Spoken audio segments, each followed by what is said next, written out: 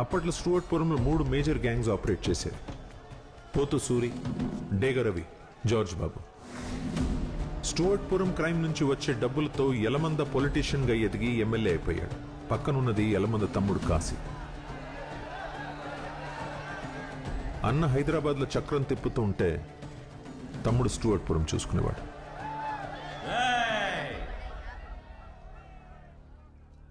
పాట మొదలెట్టండ్రా. Guntur railway station దేవుడి పాట 25,000. 30,000. 35,000.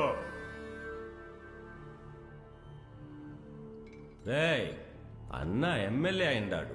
పోలీసులు మన చేతి కిందకి వచ్చిండారు. దండిగా దొంగతనాలు చేసుకోవచ్చు. పాడికొండపా 50,000. అది పాట. జార్జి బాబు పాట 50,000. ఒకటోసారి, రెండోసారి,